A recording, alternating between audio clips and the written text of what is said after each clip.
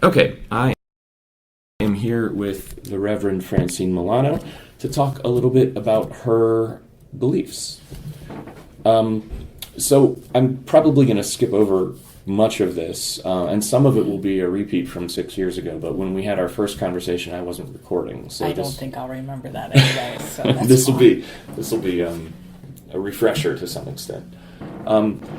Could you tell me a little bit, first of all, about how you became involved in spiritualism? As a child, and I want to say around 12 or 13, I was in a closet that I probably shouldn't have been in because, we do that with our parents and all. And I found a box of books. And they were occult books from, the 60s, 70s kind of thing, where it really wasn't about spirituality, but it was about palm reading and it was about astrology and some books that you can't even get today. And I started reading them, and my mom found that I was reading them, and she says, "Oh, I knew you'd find those." What happened was my mother was also very spiritual and metaphysical, but she got very scared because she was naturally gifted, and some things happened that she just put the books away, and that was that. So when they reemerged, she knew that I was interested, so we kind of did that path together for a while. Oh, that's fascinating. So we went to events and things like that. And my mother was very interested in that, the metaphysical and the spiritual aspect of things. She used to go down to the Edward Casey Foundation in Virginia Beach. And she would take classes. And I finally got down there last year. And I was like, wow, this was so cool because, this was decades and decades ago that my mother was right here. You know what I mean? So that was always fascinating to relive the path that she walked, and she's passed on now. But that is the early parts of my development.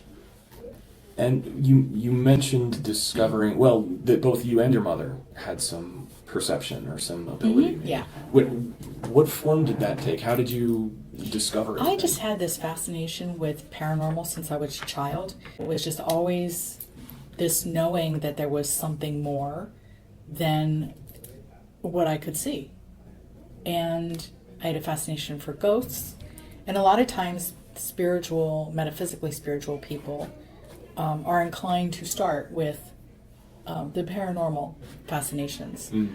And then there's a bridge that you end up crossing because you start saying, well, if there's more to this world, then maybe there's more than just ghosts. Maybe there are other things to explore. And I wouldn't dismiss things like coincidences and signs. And I just felt if I kept looking for those, because if a ghost, for lack of a better word, can, appear or send you a sign or something of some kind, then why can't, your loved ones on the other side? And so I figured if there's more to this world, then I wanted to explore it. I crossed the bridge over into a spiritual realm with spirit guides and angels and, and I'm religiously, I am a spiritualist, but I'm also Buddhist. There is definitely, I just believe that there's a buffet out there, and why should I have to conform to this when I believe so much in Buddhist philosophy? But I also do believe that there is a Godhead aside from gods and goddesses and spirit guides, and so I'm a little bit of a mutt, but but yeah, I don't see any reason why. I'm not a Christian, and I used to think I was, and I would think of myself as a Christian mystic. I respect almost every path. I don't respect any kind of demonology, any Satan worship. And even if I don't believe in Satan himself, I absolutely believe in lower energies and that you shouldn't be messing with that. I think that causes a lot of harm, mental illness, and a lot of other things. And that experience is more about my history in clearing homes with a business partner that I've had. Oh. So the paranormal, which I think is more what you're looking for more in the paranormal realms than the spiritual realms, but they do overlap. Absolutely, I'm interested in both, and when we use the term supernatural in a scholarly sense, it's not a derogatory term. I was thinking on the way over here how I would try to frame this. Right. And to me, it's natural. When you get to a certain age, this is not super. It's just natural. The reason that when we're doing like academic writing, the reason we don't have to, but we choose to use the term supernatural is because so many of the experiences and the belief systems that are labeled as supernatural, spiritual, paranormal, metaphysical are kind of outside of what we sometimes call consensus reality. That doesn't mean that they're not real. It just means that not everyone accepts that they are real. And the term supernatural can be just a useful scholarly gloss to say we're talking about God and angels and bodhisattvas and arhats and devas and. But you'll get most pushback from the Christians. Those are the ones that don't really, now I read for a lot of Christians in my career. Really? There are some people that I'm surprised that I'm reading for. There was a priest in Utica, New York, who's since passed, but he asked the cardinal or was that bishop? I'm not sure. But he asked the higher-ups if he could counsel with me. Really? Yeah, because he was having a hard time with the loss of his mother. So I consider it grief counseling with a little bit of extra. A little extra. That's really interesting. As part of this research, as we've started to resume doing this work, I recently had an interview with a Catholic exorcist who had some very interesting things to say. Yeah. Your comment about people reacting to the Buddhas and stuff in your YouTube videos immediately made me think of him. Yeah. So you've mentioned the buffet of beliefs. How do you personally go about determining what makes sense for you? I think that comes with age, Jeff. Yeah. I mean, if you're exposed to enough, if you just sort of stay home and you go to church on Sunday or whatever it is, you're not being exposed to anything new. You're just doing what you're told to do. I wanted to explore. And that's how I came to, that resonates with me and that doesn't. I mean, Buddhist philosophy, for instance, they don't believe in reincarnation. They don't believe in one Godhead. And I do. But I also believe in gods and goddesses and deities. And maybe they are the angels. Maybe they are. Spirit guides. They could be another word for angels. So I just resonate with so much that I just sort of balled it up in a package. Yeah. Do you find when you encounter something, like maybe the first time you read a text from a religious tradition that's not familiar or something like that, what's the process by which you incorporate that into your own beliefs? Like, do you have experiences, for example, with deities? Or is it more kind of an intuitive feeling? No, I'm definitely someone for amulets and statuary, and I have a Ganesh statue asking for removal of obstacles when I'm having a hard time. We have a little altar where we give an offering of candy, which Ganesh apparently really likes, and I would think that physical symbols to me are actually kind of important. And I have an amulet that was a gift, for instance, and it came from Asia. And I hold it, and I read up. Somebody else sent me information about this amulet and what it's good for and what to do with it. So I meditate with it. That was just my newest acquisition. I don't mean to be rude. No. I'm fishing around here because, I also really like amulets, and I've lived in Japan, and that's true. Yeah. This is from a Buddhist temple called Sensoji in Tokyo, and those are Fujin and Daijin, the lightning and storm gods. So what do they personally do for you, though? In this case, it's protection from, I guess, from bad forces. Yeah, and somebody had brought this pendant from Thailand and had given it to one of my viewers for protection, and then she gave it to me. Oh, so nice. It's been passed around, but it has a lot of lore. It's got I couldn't even pronounce it if I wanted to, but I know what you mean. But then I had she didn't know what it was really. She just knew that it was for protection. Somebody from Thailand brought it for her, and I was wearing it the other day, and I had an email reading come in, and the email reading included a couple pictures. This guy in Singapore wanted to know about this amulet, which was almost identical to mine, and I'm wearing it at the time. I'm like, holy crap. So I took a picture of it and sent it back to him. I said, was this a coincidence? It's weird. And he just looked it right up and said, this is your amulet, and this is everything that it's about. And it was like, I was supposed to get in that information. So I don't take signs lightly. Yeah. So now I actually know what to do with it. I know what it's for. Yeah, I think Japan and Thailand and other places in Southeast Asia. And East There's Asia. a lot of superstition and supernatural beliefs there, for sure. It's very interesting. I've never actually been to Thailand, but I would love to go. So you've touched on this a little bit already, but could you tell me more about what you do for your work in these areas? You've talked about clearing houses, for example, doing email readings. Which would, I think, clearing homes. So like once I crossed that bridge, this became sort of a side hustle with a friend of mine who's since passed away, so I don't do it anymore. Oh, sorry. But she stopped doing it when her health failed, because you don't want to put your energies around. You don't want to expose yourself. Go into a situation that could be detrimental for your health.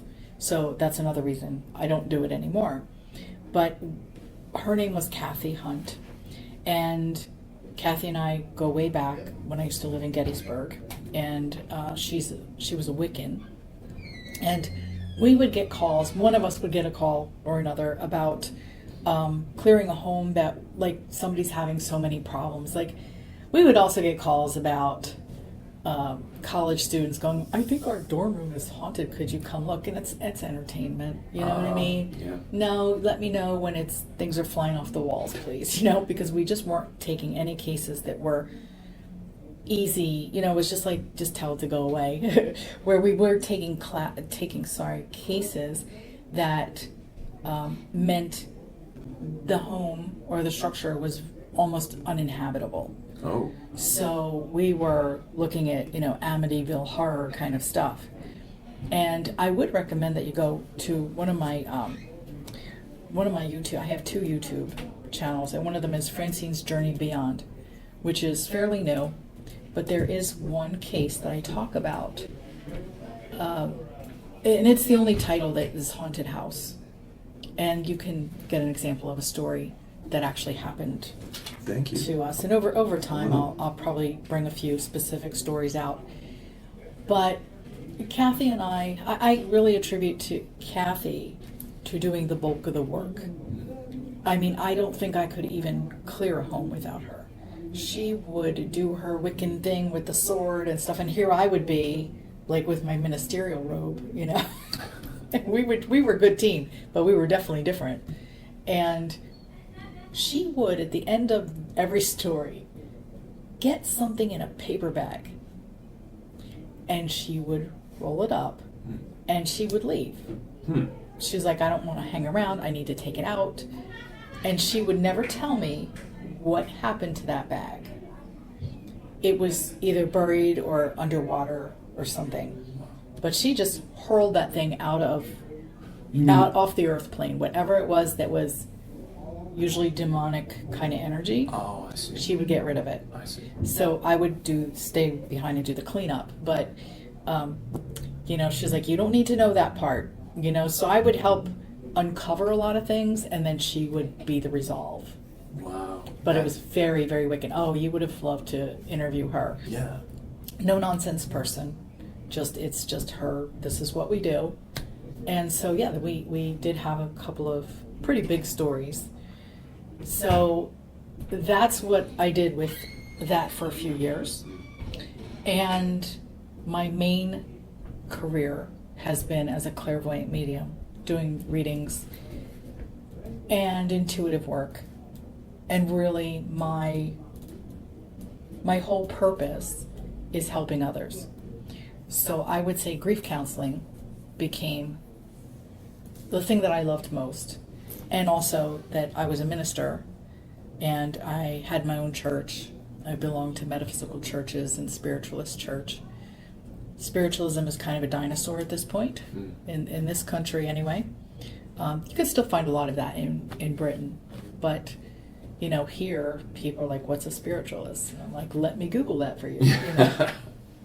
So that sounds like conversations I have with students sometimes. Yeah. So it's just not, it's not a career that spans all kinds of topics, but that's where my niche is, and that's where I really wanted to be, was to help people on a one-on-one. And if that meant I opened a center at some point, and then I did a lot of workshops over the years.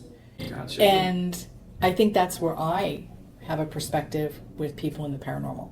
What I would say about paranormal groups is just to keep in mind that a black t-shirt doesn't make you a paranormal investigator.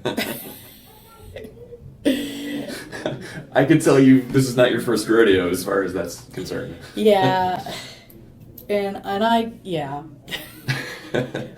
really do feel that paranormal people, they keep cropping up and they're getting younger and younger, but I know I'm getting older and older and they're not experienced yet. And I do worry about them sometimes because they're playing with fire on purpose. Oh, yeah. And that has not always proven well.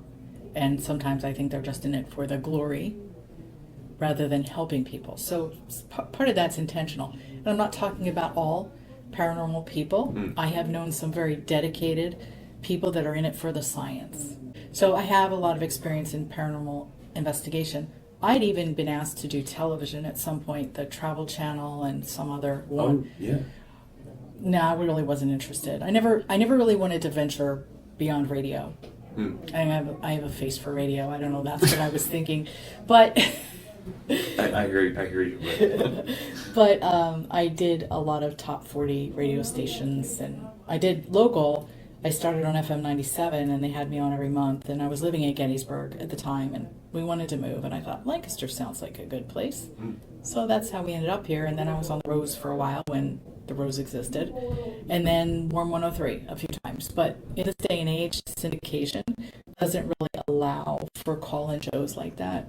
That's a different era, and you can't go home again. And then there are some people that contact me because, and on my website it's like, how did you hear about Francine? It's like, from the radio. And oh my gosh, you must be old. No, I listened to you on the school bus. I really wonder. So I'm 42, and most of my undergraduate students are between 18 and 21, 22.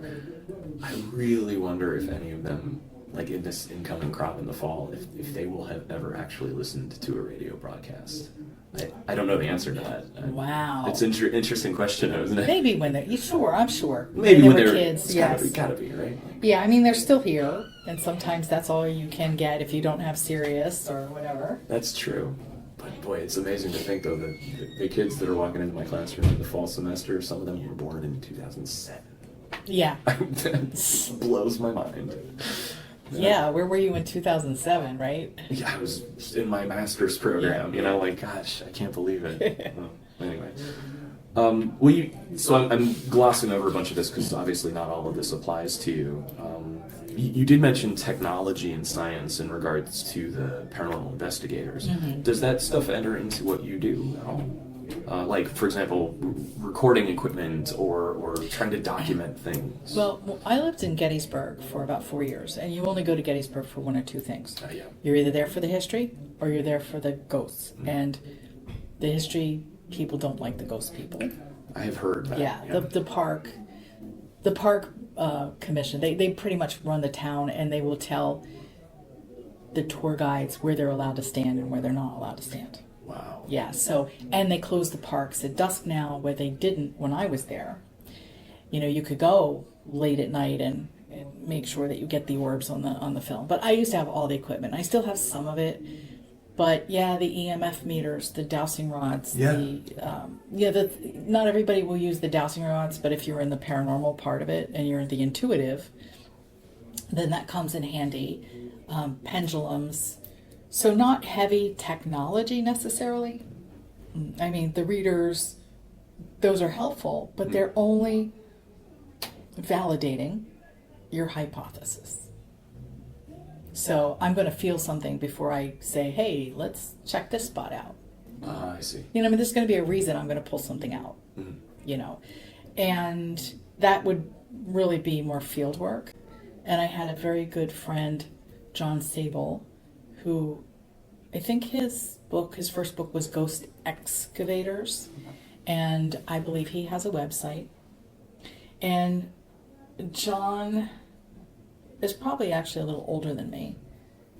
But he was serious. He has written about 7 books now. And he would be a good person to interview if he's not too far away. I do believe he moved somewhere. John Sable. Yeah, Sabol. Oh, BOL, okay. Mm-hmm. And yeah, very interesting person. He would come by after work, because I had a little shop in the middle of town. And he'd come by after work, come on, we're going to go ghost hunting. And he had like his group with him. Oh, yeah. And I'm like, okay, so I used to keep a backpack just because of John in my office. So I would just throw the backpack and it had everything I need, but I didn't have a jacket that day. And I remember going into the woods and it got dark. And they only had like 2 flashlights for a group of 4. And somebody was like, I was with John, and then the other people were a little further away, and somebody's screaming, John, come here, come here. He goes, I'll be right back. And he takes the flashlight to get to them. And I'm standing there in the dark in the middle of the woods on a battlefield, and something tugged at the back of my shirt. I was, John, get back over. Yeah, so I was never without a jacket again either, because it was cold and I was alone in the woods. But you know, those are memories. Yeah, I think you handled that better than I would have done in that circumstance. So, again, you've talked about this a bit, but developing this idea of the spiritual buffet, are you of the opinion that different traditions are all kind of grasping at the same truth? Yeah, I believe that when you pass over, if you believe in the sun god Ra, that's who you will see. And I believe that whatever your belief system is, what is going to be shown, and then it just sort of dissipates, and then the truth is right beyond that. But I do believe that all paths lead to the same place, one way or the other. And I think that anything we all bicker about down here is ridiculous.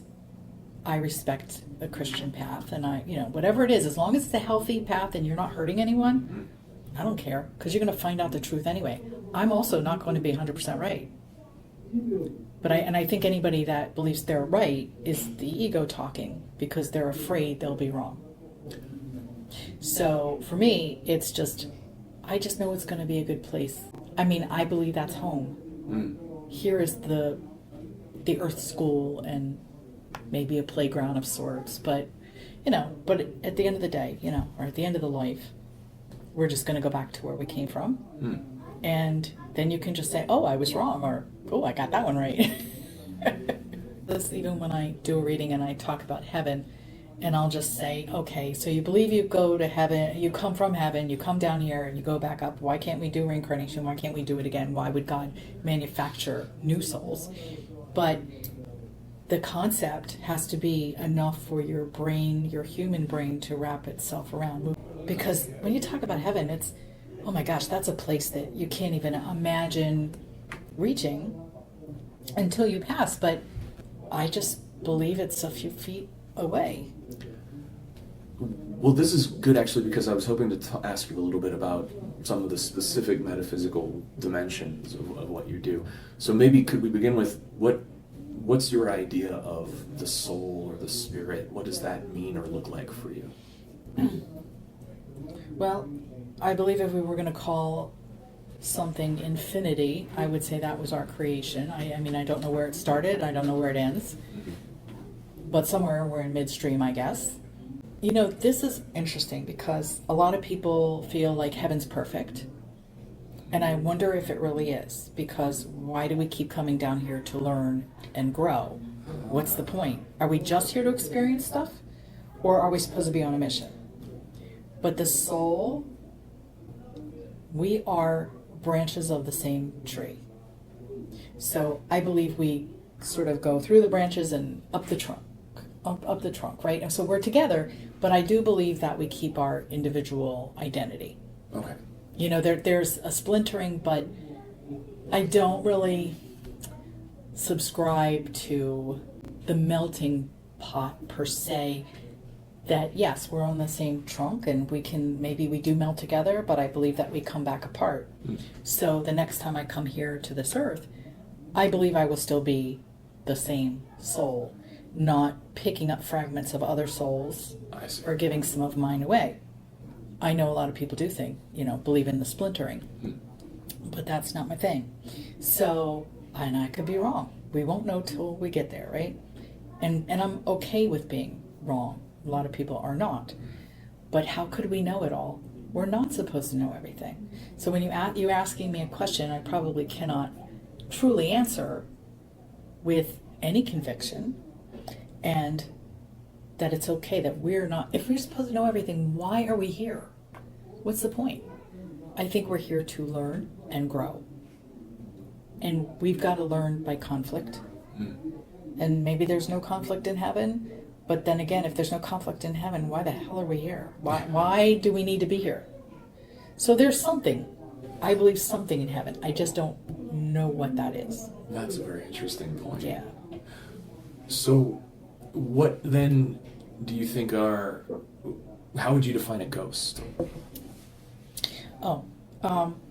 Well, that depends on what kind of ghost. So we're talking about residual, which would be obviously not a ghost, but just their imprint.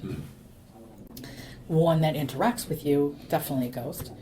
And having lived in Gettysburg, that gives me an advantage. So I used to teach Ghost 101 to the tourists because I didn't really want to do ghost tours. So I would wait and I do a late night class every Saturday because you have tourists that just came off and I would start with, okay, now that you've done the tours, let me tell you the truth. And I would talk about ghosts, but by the end of the workshop, I would start calling it spirit, because I think that ghost comes with that attraction from the black t-shirts, and to me, ghosts happen for different reasons. And in the case of Gettysburg, if you imagine all these brothers on the field and they weren't expecting what happened, they never came into this thinking that there was going to be a slaughter, but there was. So people just dropped and people would be carried off the field. And I believe that it happened so fast that they still hadn't processed what was going on. I believe that there are ghosts there that don't know where they are. Maybe they think the war is still going on.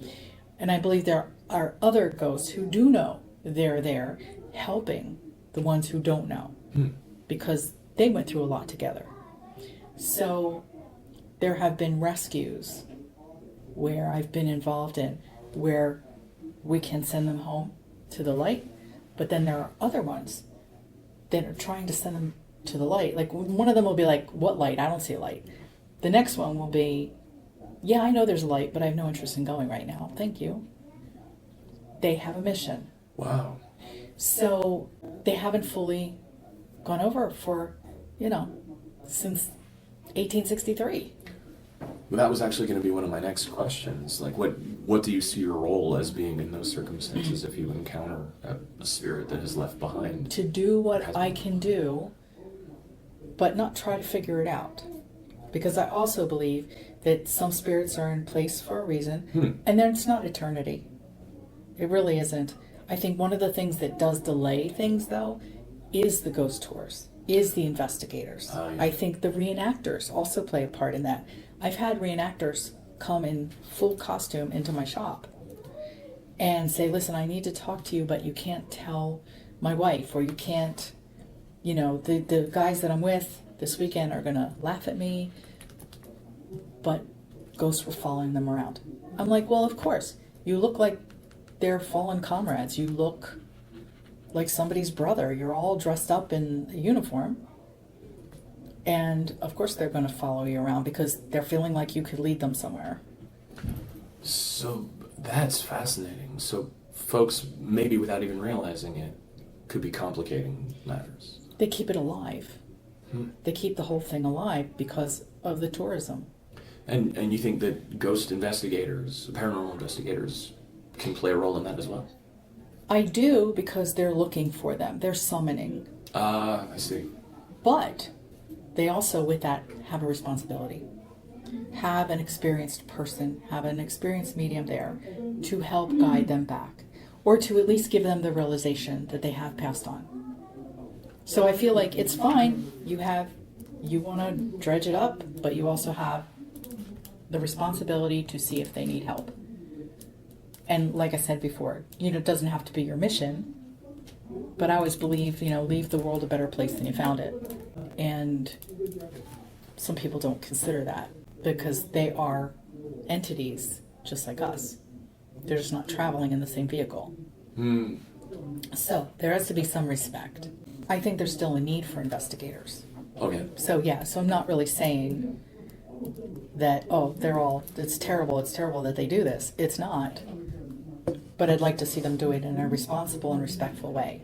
Most of my direct experience with the spirit world in as far as ghosts are in Gettysburg.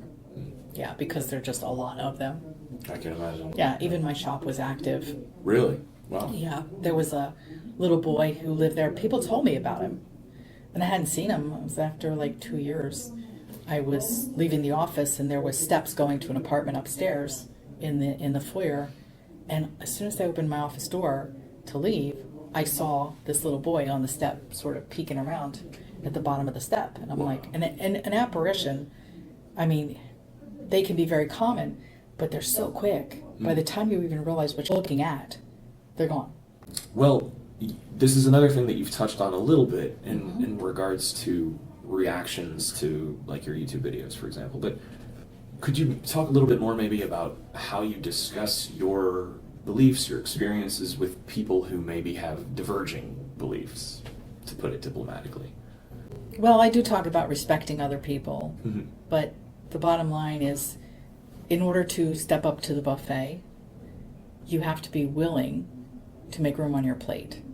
And if you are afraid, because if you are going to betray Jesus, for instance, then that's not very Christian. You have to be faithful, and it's not even what Jesus taught, it's what the church teaches. That there is one way, and everything else is coming from the devil. So there's such a fear of letting go, even if they secretly, believe it, they're not going to say it. I do try to say, especially to Christians, because those are the people that I have the most problem with. And not every Christian, just the more judgy people that are not being Christian-like are people that I just say, you have to tolerate others. So do I say anything specific to them? I don't try to change anybody's mind. They might try to save me, but I let them know it's not going to happen. Well, one of my last sets of questions here was about distinguishing between a normal experience and a supernatural one. But I think you've kind of already answered that by saying that for you it's not supernatural, it's natural. So maybe that's not really a distinction that you make. Well, I will know the difference between, let's just say, a dream that I've had and a visitation. Oh. I know the difference. I can wake up and go, nobody is going to tell me my mom and I didn't go shopping. Do you know what I mean? Then we had lunch at our favorite place, and it was probably a very long visitation, because they say dreams happen in real time as far as the length of time, right? So I was shopping with her all night, I guess. Wow. But you just know. It's just when you know, you know. Other ones are just crazy dreams for your brain to wrap itself around something that's going on in your life. But I think it's yes, there can be a distinction. But if you don't experience these things, or you push them away and that's why you don't experience them, then you're never going to be able to distinguish it. People who close themselves to the ideas of these don't have experiences because they have pushed them out. So loved ones, for instance, will give signs to every member of their family, but only 2 of them might be believers. So they're the ones who get the dreams, the visitations, or the coins at their feet, or the feathers, or whatever it is they're having, and other people go, why can't I get them? Well, you've closed yourself off If you believe a little bit more, I mean, there's other factors like where you are in your grief process and things, because it's very hard to be sad and to be open. You know what I mean? It's a depression and a happiness. Joy. I hadn't thought of that. Yeah. Well, that's very interesting. Do you talk at all about an idea that has come up sometimes in talking with paranormal investigators, for example, is the idea of different vibrational states. Is that something that enters into your... Well, sure. I mean, I don't do readings unless I do a little bit of a meditation first, because I want to get up here. Oh, okay. You know, and I do silly things with the client to help us both get here, so we can make a little conference call, and then everybody's involved. So we're raising the vibration. Oh, okay. Yeah. When I did investigations with Kathy, we were dealing with something of a lower energy. You know, so I'm not going into a haunted house going, okay, we're just going to Reiki this out. Yeah, you know? yeah. So yeah, I mean, you're running the gamut. I have dealt with all the way down to very high. So those lower energies, there are then negative presences or maybe malicious presences. Oh, sure. I mean, I have a scale, basically, if it's the Godhead, angels, deities, spirit guides, loved ones, you know, and it just starts going a little lower, you know, into the bottom. And that's the bottom, is these, you know, and they try to fool you too. I mean, Kathy and I have done investigations, which if you look at my YouTube video, that particular story is about what we thought was a little boy cowering in the corner of the dining room. And it was like, oh, you know, so we're just going to like help him get back to the light where he came from. And then everything was clear. And then a few days later, it was doors slamming and the TV going on and off. And when we get there, I was like, this was a lie. Oh, no. This was a demon will pose as this little innocent, you know, help me, I'm just lost. Oh. That was not its intention. And then we was like, okay. And I think we've been fooled on that twice. And does that make you vulnerable if you kind of fall for that ruse? Well, no, they want you to just leave. Oh. And they'll tell you whatever you want. Oh, I see. I live here, and I'll just tell you I'm a little boy, because you can't eradicate that way. I see. You know what I mean? So they're like, okay, then we'll just say, oh, I'm saved, and you'll leave me alone, and then I can go back to haunting the house. I see. So and it was nasty. Wow. It turned out to be very nasty. But you got to deal with those energies. The only thing when you were talking about being vulnerable is if you have poor health, like I just wouldn't walk into that situation now. And so even on my website, I said we don't do that anymore. And well, we stopped a few years ago when Kathy got sick, and she just told me I can't expose myself because the health is the vulnerability, not her spirit, but the health, and they can do some damage. Wow.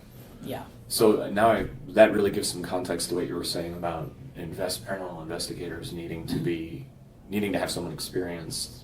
It definitely helps. I mean, you walk into a situation like that and you're pretty green. It's fascinating, but it's also a little dangerous. And it can be. It just depends on what you're walking into, but you don't know until you're walking into it.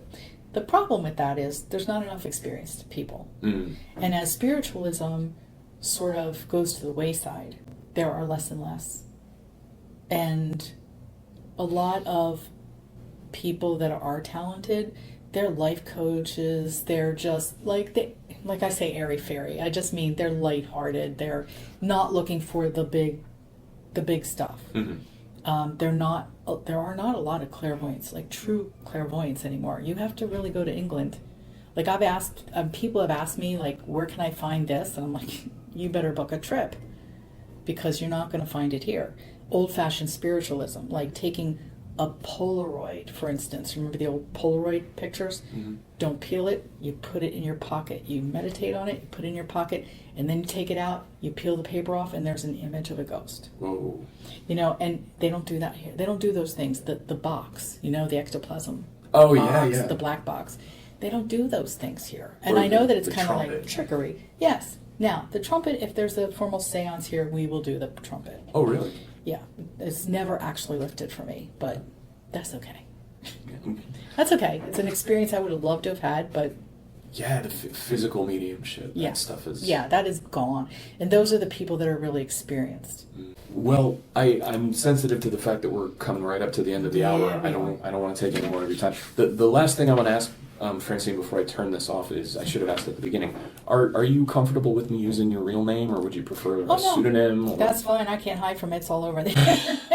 I can't hide from it now. No problem at all. Thank you.